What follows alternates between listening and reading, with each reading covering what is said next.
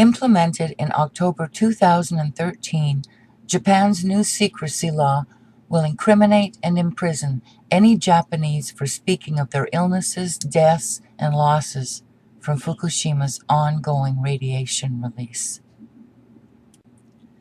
Ever since the Fukushima Daiichi triple meltdown of March 2011, we have not received any honest reports coming out of Japan's government or TEPCO, and the IAEA, the International Atomic Energy Agency, has the whole world and all scientists silenced on the actual truth about this worldwide nuclear event. We get lies after lies and cover-ups through the mainstream media, so the majority of the people worldwide have no idea about Fukushima's ongoing deadly release of lethal, man-made, weapons-grade radiation. They deny that it even happened. They say it is anything else other than radiation causing our illnesses and cancers. They blame it on cigarettes, alcohol, asbestos, all the things they have been blaming over the years. But these things are becoming less and less in the world. Less people are smoking. Asbestos is being removed from existence. Alcohol use is about the same. So how could they be to blame for the acceleration and now higher statistics in cancer rates, heart attacks, and birth deformities worldwide? 1 out of every 2 men and 1 out of every 3 women will be diagnosed with cancer.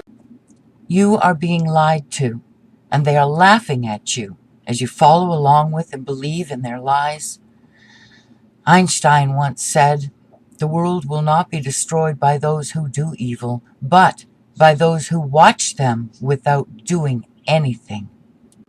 Try asking someone you work with if they know the current news on Fukushima, and most will give you a blank look, saying something like, "What is Fukushima? Never heard of it."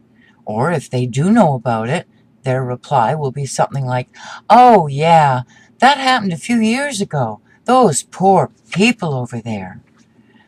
The news media has the world living in a false, numb, and dangerous fantasy, and the people don't want you to rip them out of that imaginary world they live in.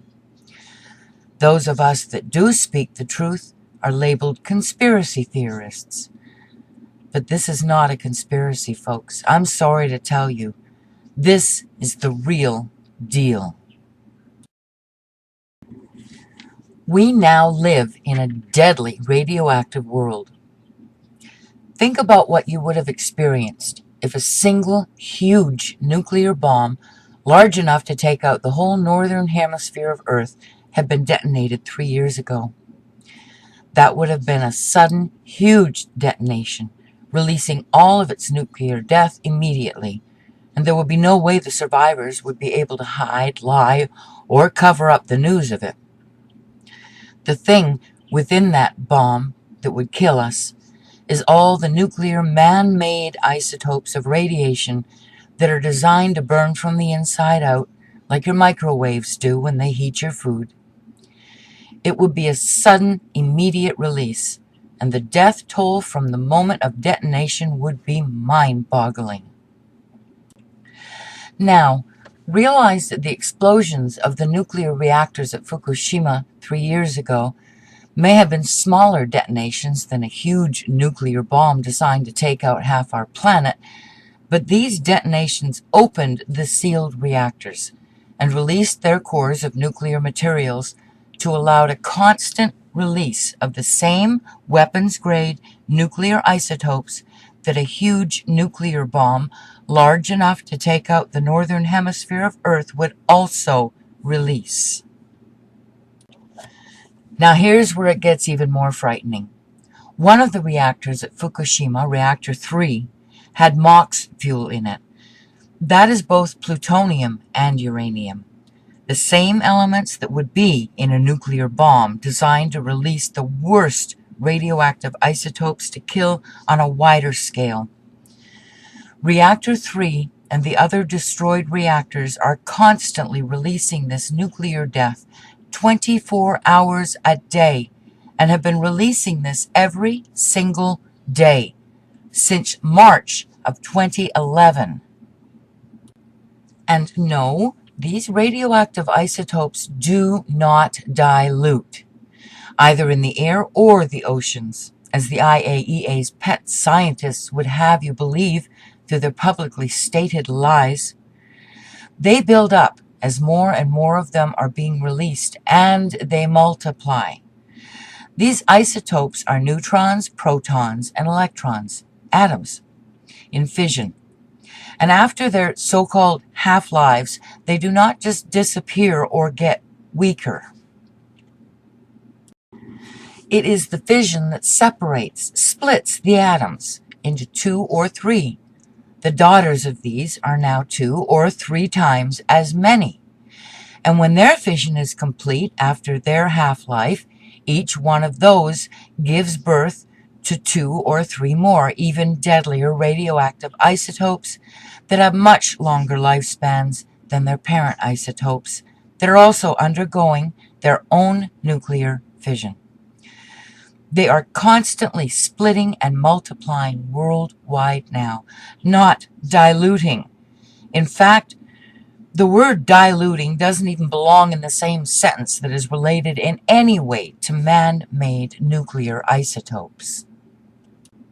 When these isotopes enter your body, they burn their way through your body's cells and your DNA as they undergo their fission. The cells become damaged and begin to attempt to repair themselves, but your damaged DNA no longer has the ability to provide the blueprint for that cell's original composition. So the damaged cells grow and grow, not knowing when to stop, until they become malignant, cancerous tumors. If your DNA is damaged and you have offspring, your DNA no longer has a working blueprint to be able to know how to build another life. So we see terrible deformities in new births, including our wildlife and in our plants.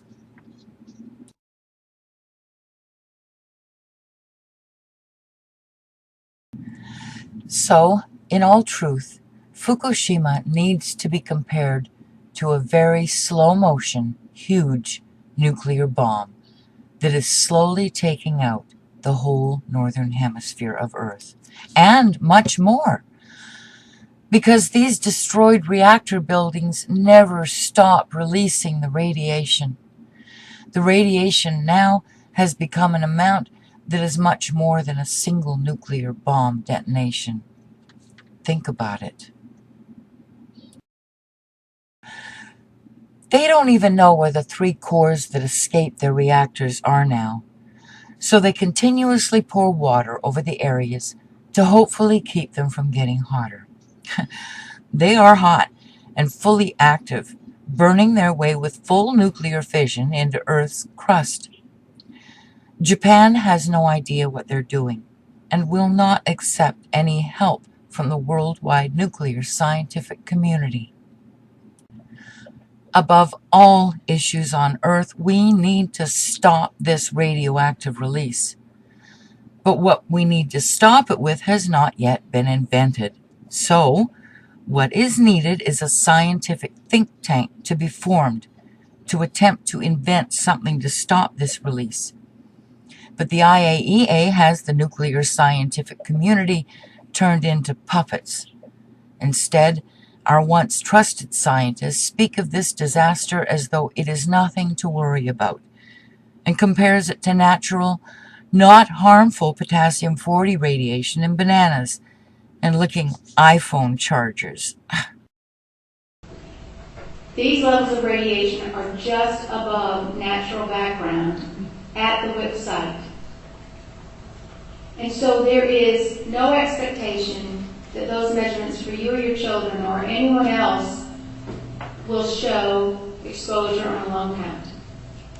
They're down in the levels of licking your iPhone charger. And I'm not trying to be funny. I'm trying to equate radiation exposure to something that you can understand.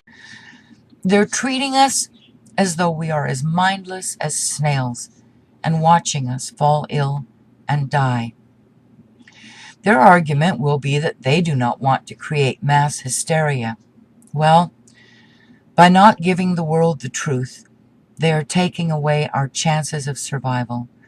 And I believe that puts them into the category of being mass murderers.